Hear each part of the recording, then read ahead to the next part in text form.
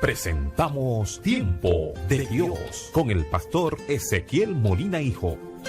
Una palabra de fe que puede transformar. Según de Timoteo, capítulo 3 y 4. Vamos a comenzar en el 4 para resumirlo. Dice la palabra del Señor. Vamos a leer 4:1 de segunda de Timoteo.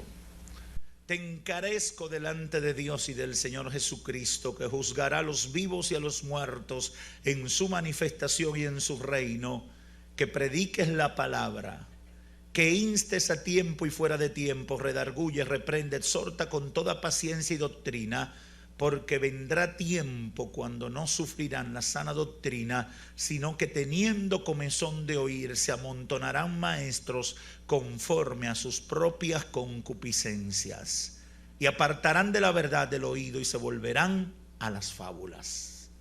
Padre, en esta hora vamos a dar esta palabra que tú pusiste en nuestro corazón y hemos estado desarrollando en las últimas 2 semanas. Completa tu obra en la vida de la gente. Espíritu de Dios, convence de pecado, de justicia y de juicio. Liberta, cambia y transforma.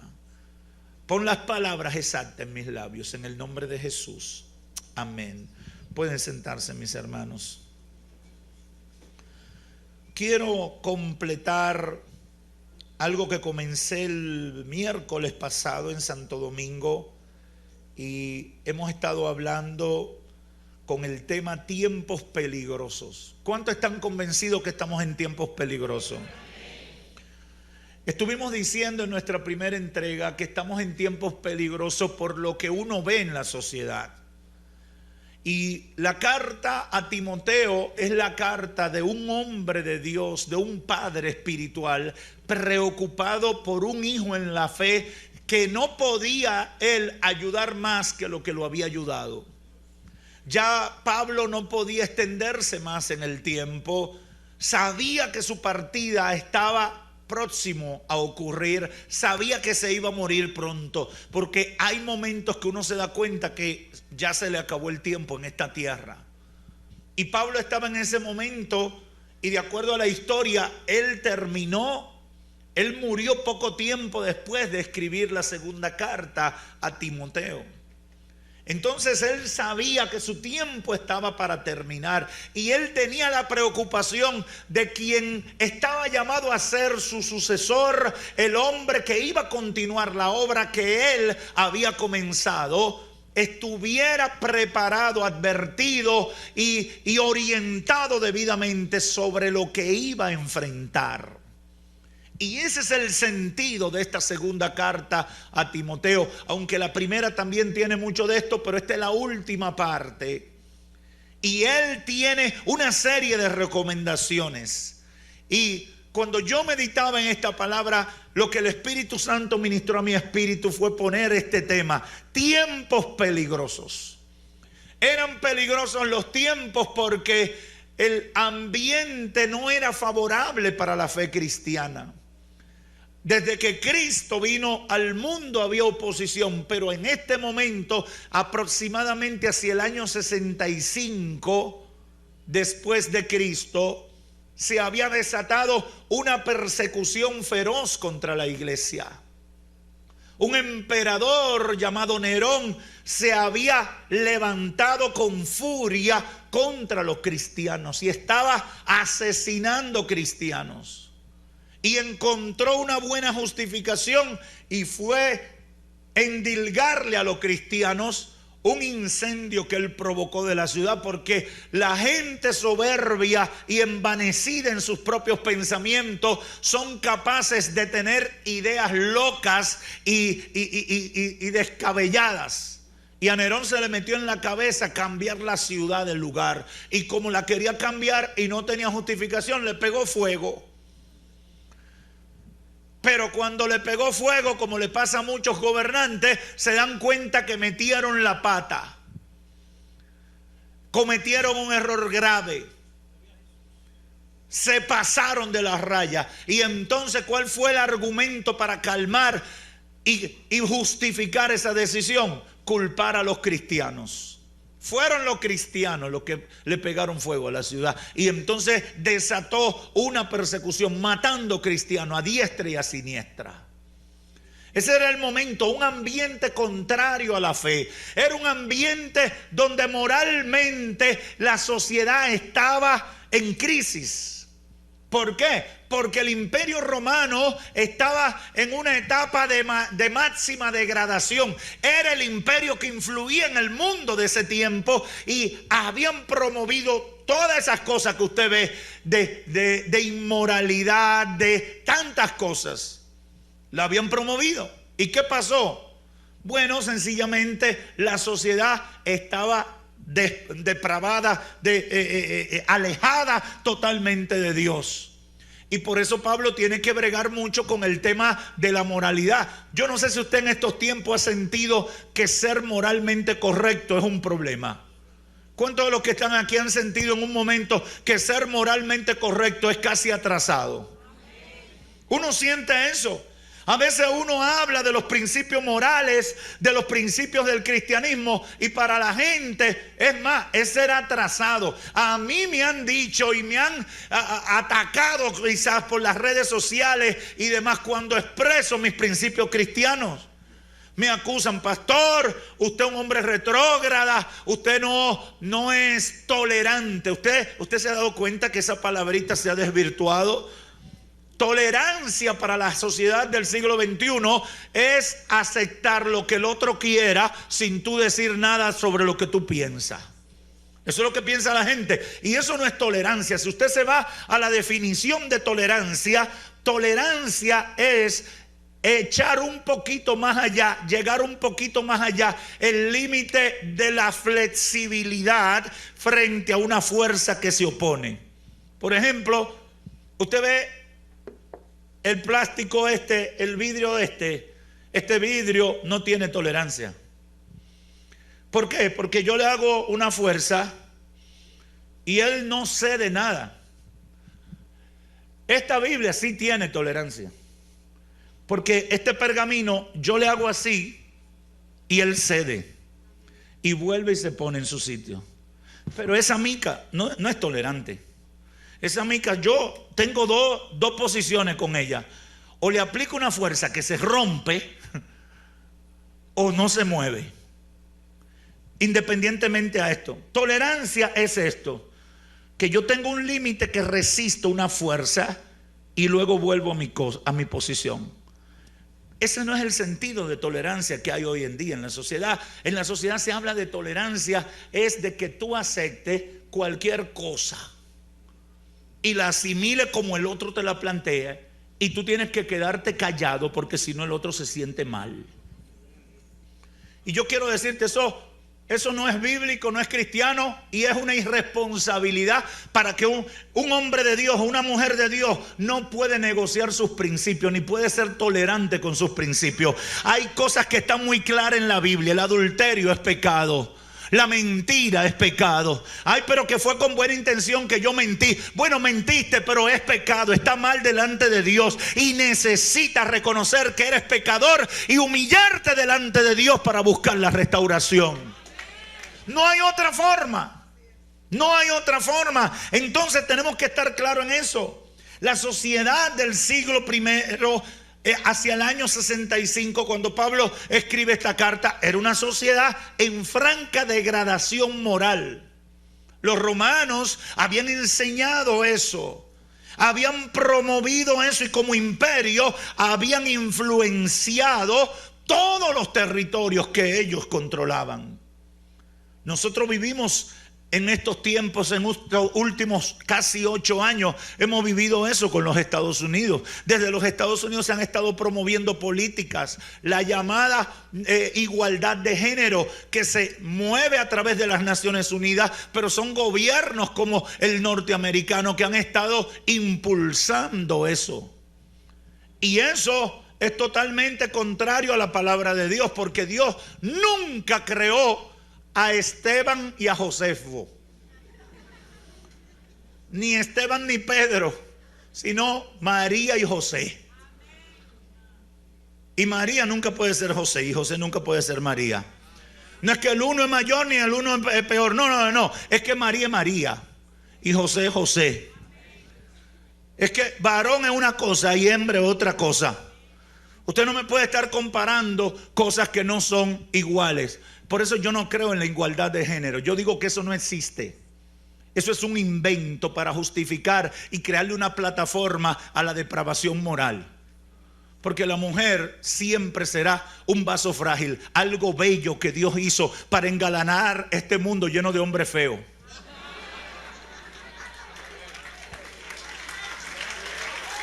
Y déjame decirle, dice un hermano amigo mío que Dios hizo al hombre y cuando lo vio que le quedó feo. Entonces, para que no protestara, lo durmió.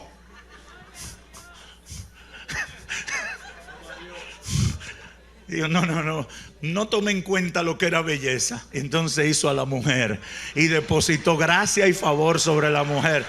Por eso cuando el hombre despierta y la ve, dice: ¡wow! ¡Varona!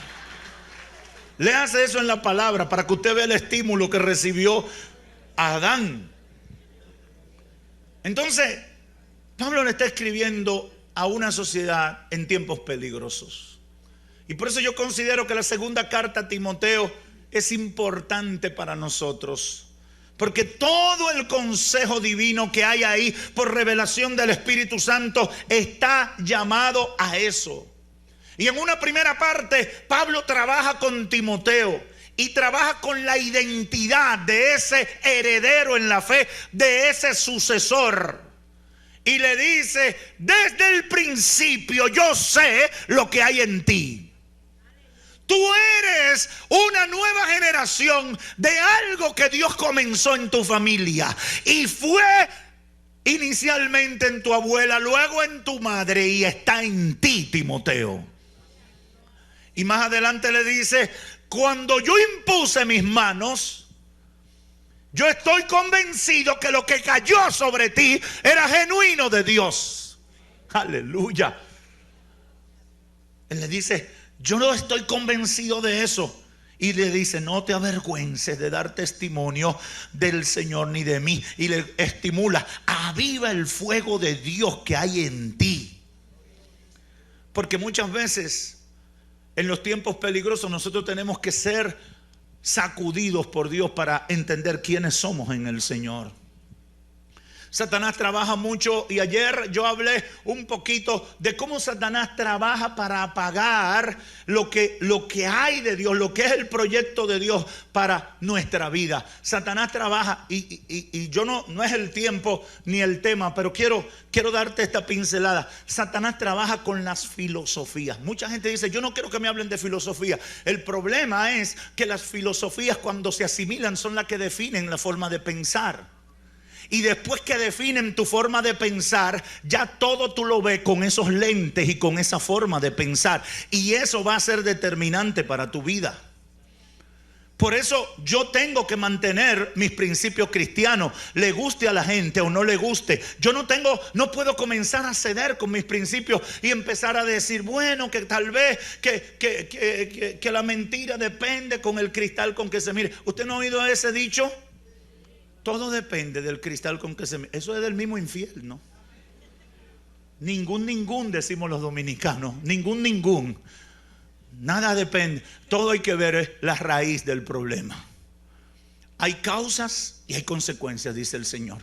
La paga del pecado es muerte. Todo lo que el hombre siembra, eso va a cosechar. Yo no puedo estar cambiando los cristales para ponerle el color a los hechos conforme al interés particular de un momento. Pero Pablo trabaja con la identidad para que Timoteo entienda quién es él.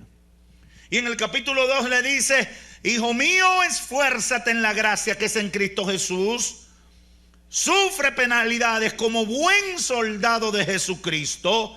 Ninguno que milita se enreda en los negocios de la vida a fin de agradar a aquel que lo tomó por soldado. Y también el que lucha como atleta no es coronado, sino lucha legítimamente. Y usted puede analizarlo en su casa. Pablo va trabajando con Timoteo para que entienda quién es él. Los cristianos del siglo XXI tienen que entender quiénes son.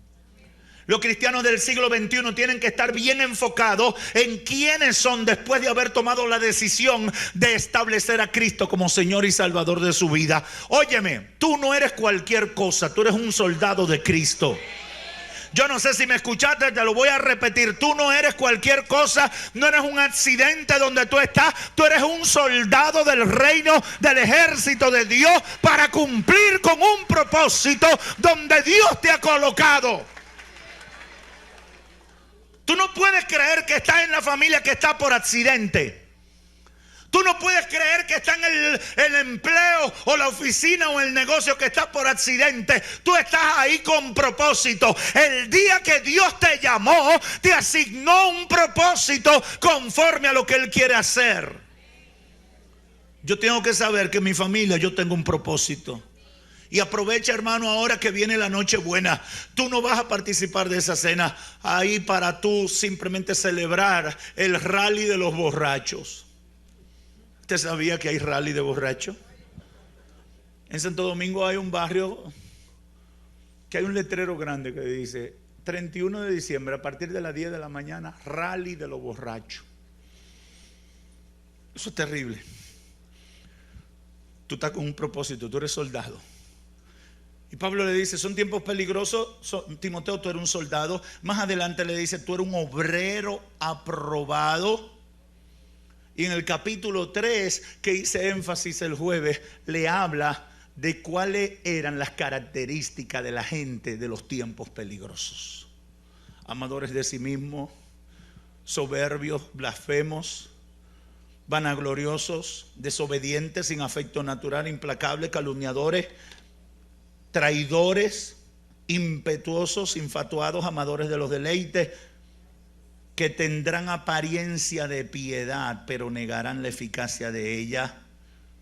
Y una cantidad de cosas que termina el capítulo 3, desde el 1 hasta el 17.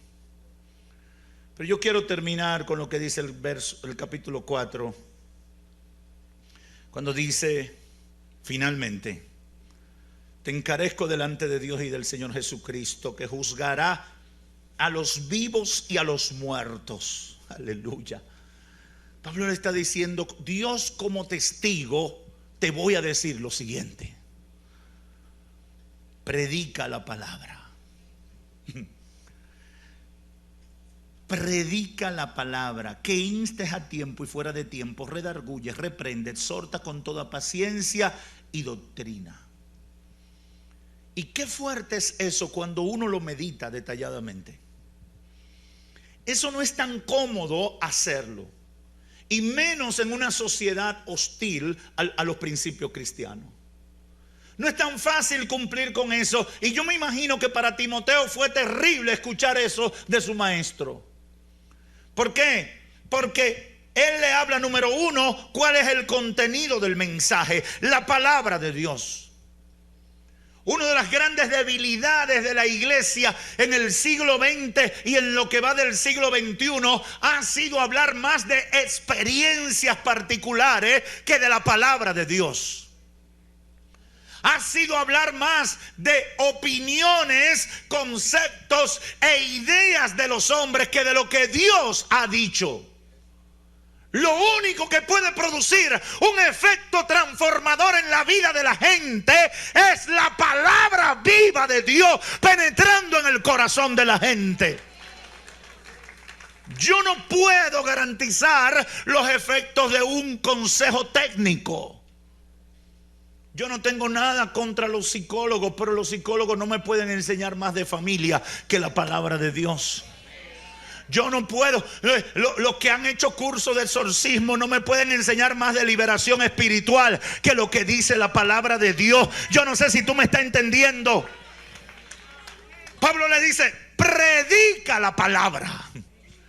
¿Por qué? Porque esa es la que tiene garantía de traer un efecto transformador a la vida de la gente. Cuando la gente recibe la palabra de Dios, tú le puedes decir a la gente que adulterar es pecado, pero cuando esa persona lo ve en la palabra y lo confirma en la palabra, eso tiene un impacto en su corazón.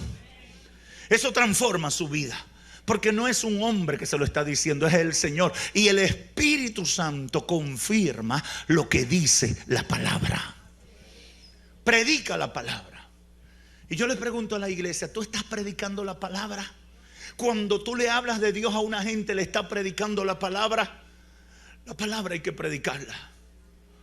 A mí me marcó poderosamente, creo que fue en el año 2001, que participé en un evento de la asociación Billy Graham en Carolina del Norte. Realmente mi mayor motivación en participar de ese evento era la curiosidad de ir a las instalaciones de un ministerio tan famoso mundialmente. Y me hablaron de que eso era una cosa maravillosa, unas instalaciones grandísimas y demás. Y yo fui con el deseo de por lo menos darle la mano a Billy Graham. Cuando llegué me decían que él tenía 10 años que a ese evento no iba. Pero el Señor fue tan misericordioso que en ese evento él fue. Y me tiré una foto con él. Y el hermano que me la tiró se la cogió.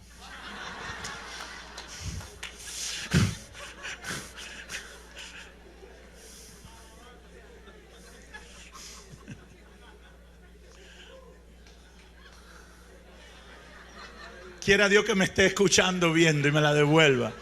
Porque no era con celular. El celular y estas cosas, esto de ahorita mismo, era con rollo. Yo recuerdo que fue una de esas desechables de 14 tiros, de 12, que uno la tiraba y sacaba el rollito.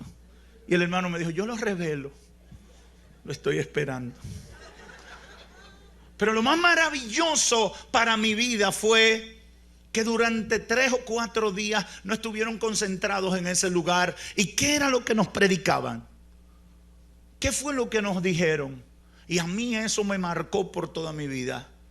Duraron 4 días, hombres de Dios con experiencia de todos los calibres, diciendo, prediquen la palabra. Y decían, el éxito de este ministerio, por mucho que ustedes hayan visto, por mucha grandeza e influencia que ustedes puedan ver que hemos tenido en todo el mundo, el secreto ha sido predicar la palabra. Aleluya. Predica la palabra. Iglesia, predica la palabra. Pero pastor, yo no me sé la Biblia, apréndetela. Pastor, yo no sé recitarme los versos. Óyeme. Yo sé que hay cosas que la gente, los jóvenes los tienen desfasadas, pero a uno lo han marcado positivamente. Yo no me olvido del primer versículo bíblico que yo me aprendí en mi vida. Romanos 5:8, mas Dios muestra su amor para con nosotros, en que siendo aún pecadores, Cristo murió por nosotros. ¿Usted sabe por qué es importante? Cuando usted se va a Mateo 4 y encuentra a Jesús siendo tentado, ¿cuál fue el arma que el Señor usó contra la tentación del diablo? Esa palabra que estaba presente en su mente y en su corazón. Tú tienes que tener la palabra a mano y tienes que tenerla disponible para predicarla, porque esa palabra es la que tiene poder para producir cambios y efectos positivos en la vida de la gente. Lo segundo que Pablo le dice a Timoteo aquí es que inste a tiempo y fuera de tiempo, que redarguya, que reprenda, que exhorta con toda paciencia y doctrina. Está hablando de acción que no siempre va a ser simpática a la vida de la gente. Nosotros estábamos en estos días haciendo un balance de toda la gente que se ha bautizado aquí. Hemos hecho 40 bautismos en estos 12 años. 40 bautismos. Y yo me regocijaba al ver tanta gente. Y estar recopilando todos los datos y mirando. Y estábamos haciendo un balance de cuál es la situación espiritual de toda esa gente. Y ahí determinamos que casi 3,000 personas están activos en la iglesia local sirviéndole al Señor. Alabado sea el Señor por eso. Pero lo que quiero decirle es que durante esa experiencia uno se encuentra con mucha gente que no quiere asimilar. Ama a Dios, dice que lo ama, quiere el beneficio del evangelio, pero no está dispuesta a someterse a lo que el evangelio le pide. Y ese es el trabajo de la iglesia. El ministerio de redes, el ministerio de cuidado congregacional tiene que trabajar mucho con eso, con la gente. Es que tú no puedes seguir con esa vida. Pero es que yo lo amo. Me recuerdo una mujer joven que llegó y yo le digo, ¿eres casada o soltera? Y me dice, bueno, pastor, yo tengo una situación. Y digo, explícame tu situación. Yo tengo una persona en mi vida. Digo, oh, eso está bonito. ¿Y cuál es el problema? Que esa persona tiene otra familia. Digo, ajá, y entonces, ¿cómo hace eso? Me dice, bueno, nosotros tenemos un amor muy particular. Tenemos 10 años de relación, pero él por allá está con su familia. Y tales días nosotros nos encontramos y él me mantiene y él me da esto y a esto y aquello y todo lo otro. Y yo después que la termino de escuchar le digo, bueno, lo único problema es que a la luz de la Biblia eso es fornicación y para él es adulterio. Por lo tanto, si tú le quieres servir a Dios, tú tienes que olvidarte de eso. Tienes que romper eso. Entonces me dice, ay, pero es que yo lo amo. Digo, tú lo puedes amar y orar por él, pero tienes que cortar si tú quieres vivir una vida agradable a Dios. Ay, pastor, pero no puede ser. ¿Y cómo el Señor se va a oponer a un amor? Usted se ríe, pero hay mucha gente con ese chaleco. Hay mucha gente con ese tipo de cosas. Y déjame decirte, hay gente que en nombre de Dios está aceptando eso. Es que Dios no se va a oponer al amor. Dios se opone a determinados amores, porque Dios estableció cuál es el orden de ese amor. ¿Cuál es la forma para establecer el amor? ¿Y cuál es el propósito del amor? ¿Y cuál es el objetivo que va a alcanzar en el futuro el amor? No es tan fácil lo que dice el segundo verso del capítulo 4. Predica, insta a tiempo y fuera de tiempo. Redarguye, reprende, exhorta con paciencia y doctrina. El evangelio, la palabra de Dios no va a ser efectiva si no es aplicada como es. La gente quiere el favor de Dios, pero no quiere las normas de Dios. Y eso es imposible. Necesitamos las dos cosas. Dios quiere producir un cambio en tu vida. Y esas normas no son técnicas de autocontrol ni nada por el estilo. Es que Dios, en la obediencia, el Espíritu Santo va a impartir la fuerza que tú necesitas para salir de eso. Yo he visto mucha gente salir de relaciones de adulterio y de fornicación. He visto mucha gente salir de esclavitud espiritual. Ustedes han visto cómo estaba el jovencito ahorita siendo tocado por el Espíritu Santo ahí delante del altar. Hemos visto a mucha gente Dios tratar con ellos. Pero cuando tú decides ponerte la camisa del evangelio, asimilar la palabra de Dios, y el Espíritu de Dios viene sobre ti, imparte el poder para que tú alcances el propósito. Predica la palabra, insta, redarguye, exhorta con paciencia y doctrina. Y más adelante, y estoy terminando, dice, porque vendrá tiempo cuando la gente no sufrirán la sana doctrina. Porque llegará el tiempo que no van a tolerar la sana doctrina, dice la Nueva Versión, sino que llevados de sus propios deseos se rodearán de maestros que les digan las novelerías que quieren oír. Ahí está. ¿Qué quiere la gente? ¿Qué quiere la gente? Que el evangelio se adapte a sus gustos. Pero no quieren asimilar el evangelio. ¿Significa eso que yo tengo que el evangelio es ofensivo? El evangelio no es ofensivo. El evangelio es la clara manifestación del amor de Dios en favor de la gente. El Señor ama a todo el mundo. Yo no sé cuántos saben que el Señor ama a toda la gente. Pero el hecho de que Dios te ame no quiere decir que te va a tolerar todos tus caprichos. Dios nos ama. Y yo sé que hay algunos evangélicos que históricamente predican un evangelio que parece más de sicario que otra cosa. Eso tampoco es evangelio. Ese sicariato religioso que vive asesinando gente.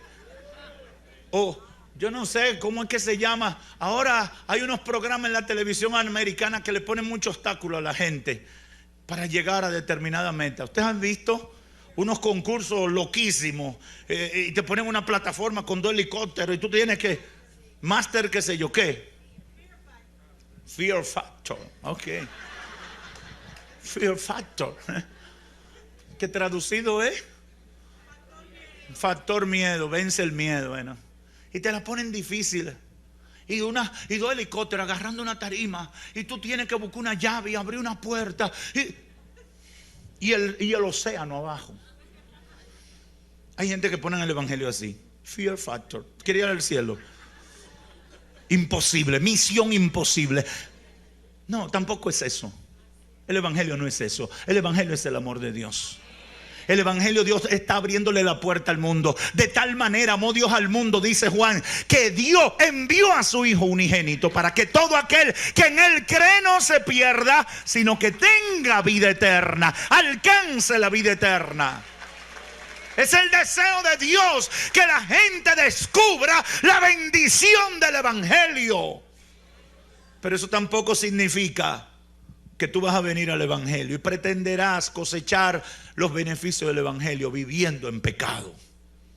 Eso tampoco. Predica la palabra, insta a tiempo y fuera de tiempo, redarguye, reprende, exhorta con doctrina. Vendrán tiempos, y así son los tiempos que estamos viviendo, donde la gente buscará maestros que digan lo que ellos quieren escuchar. Hoy hay religiones del sabor que tú la quieras. ¿Tú quieres una religión con sabor a fresa? Te la dan con sabor a fresa. Y si va a un país como Estados Unidos, yo he ido a lugares en Estados Unidos que en un bloque, en una cuadra, hay 6, 7 tipos de iglesias. Y hay zonas, hay barrios que están así como semilleros. Yo fui a una zona en Orlando que yo no sé cuántos tipos de iglesias yo vi en como 50 o 100 metros, pero una cantidad enorme de iglesias, de todos los colores, de todos los sabores, hasta iglesias para gay, iglesias del diablo, de Satanás y su hermano, todo el tipo de iglesia. Todo tipo de iglesia. Pero ¿qué es lo que pasa y cuál es el problema de este tiempo? Que la gente no quiere someterse a Dios, sino que Dios se someta a ellos. La comisión de parte del hombre de Dios para el joven pastor Timoteo es: prepárate, porque ese tiempo va a llegar. Dejarán de escuchar la verdad. La gente se querrá volver a mitos. Tú, por el contrario, sé prudente en toda circunstancia. Soporta los sufrimientos. Dedícate a la evangelización y cumple tu ministerio. Ese es el llamado del Señor en el tiempo peligroso. ¿Cuál, pastor? Cumplir con el ministerio. Cumplir con la asignación. Cumplir con lo que Dios quiere. Cumplir con lo que Dios quiere. Pero pastor, ¿y cómo yo voy a hacerlo? Cumple con lo que Dios quiere. Pastor, pero mi familia no me hace caso. Cumple con lo que Dios quiere. Mis amigos se burlan de mí cuando le hablo de Dios. Cumple con tu ministerio. Mis compañeros de trabajo me dicen que yo soy RT. Cumple con tu ministerio. Hermano, la iglesia tiene que cumplir con su ministerio. ¿Cuál es? Dar la palabra. Son tiempos peligrosos, pero esa es la asignación de Dios para nosotros. Yo quiero que hoy tú tengas eso y lo asimiles en tu mente y en tu corazón. Tienes que cumplir con tu ministerio. Tienes que cumplir con la asignación de Dios para tu vida. Tú eres boca de Dios. Tú eres el testimonio de Dios. Tú eres la manifestación visible de la gracia de Dios en favor de la gente. Cumple con tu ministerio. A veces, y con esto estoy terminando, quisiera que hubiéramos menos evangélicos, pero que fuéramos de más calidad. Me duele en el corazón escuchar testimonio como hace un par de semanas se me acerca un caballero y me dice: mire, pastor, usted conoce a fulano de tal, una persona conocida en el ambiente evangélico. Y me dice: ese señor le hice un trabajo hace 2 años y me dijo: mañana te pago. Y no me ha pagado. Y yo vengo a hablar con usted a ver si usted puede hacer algo por mí. Hermano, Dios sabe que si yo tuviera unos cuantos millones huérfanos o sin oficio, le hubiera pagado a ese hombre. No, sinceramente, hermano, eso llora ante la presencia de Dios. Eso da una pena terrible. Y usted sabe por qué en algunos lugares donde en un momento la curva de la cantidad de evangélicos subió a un pico y de repente está en el piso. Es por la mala calidad de los cristianos. Al no dar testimonio se expande esa información y la gente dice: para yo ser evangélico y ser pícaro, prefiero no ser nada. Usted sabe lo que Pablo le está diciendo a Timoteo: tienes que cumplir tu ministerio. Tienes que dar la palabra, tienes que interiorizar la palabra, tienes que exhibir la palabra de Dios en tu vida. Lo único que detiene el avance de las falsas doctrinas es el testimonio coherente de una gente que viva plenamente el evangelio de Cristo. Yo no sé si lo entendiste, pero te lo voy a repetir. Lo único que detiene el avance, el engaño de las falsas doctrinas es cuando la iglesia del Señor da la medida que Dios ha pedido que demos. ¿Tú sabes por qué? Porque eso lo va a respaldar el Espíritu Santo y Dios exhibirá su gloria a través de tu vida. Basta ya de cristianos mediocres. Basta ya de gente que tiene una fachada y un testimonio vergonzoso. Predica la palabra, cumple con tu ministerio. Iglesia, vamos a cumplir con nuestro ministerio. ¿Es un tiempo peligroso? Sí, estamos convencidos de eso. Está malo por donde quiera, pero para este tiempo Dios nos levantó a nosotros. Para este tiempo Dios te salvó. Para este tiempo. Hay gente que me dice: yo quisiera trabajar en una empresa cristiana donde todos le sirvamos a Dios. Espera llegar al cielo. Espera llegar al cielo. Jesús dijo: ustedes son la sal de la tierra. Y si la sal se desvaneciere, ¿con qué va a ser salado este mundo? Ustedes son la luz del mundo. ¿Para qué? Para espantar las tinieblas. Eso somos nosotros. Cumple tu ministerio. ¿Cuál? Ser sal, ser luz. Ser sal y ser luz. Impactar positivamente la vida de la gente. ¿Son tiempos peligrosos? Cumple con tu ministerio. ¿Son tiempos malos? Cumple con tu ministerio. El diablo está destruyendo la familia. Cumple con tu ministerio y muéstrale a Satanás que eso es mentira, que la tuya está de pie por la misericordia de Dios. ¡Aleluya! ¡Aleluya!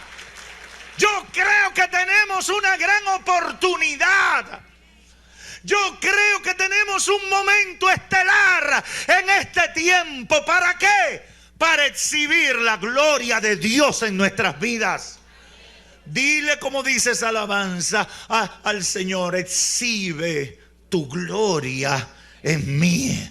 Muéstrale al mundo pecador que tú vives.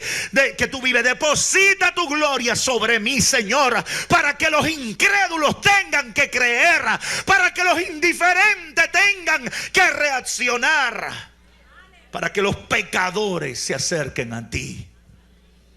Cumple tu ministerio. Dile al que está a tu lado: varón, cumple tu ministerio.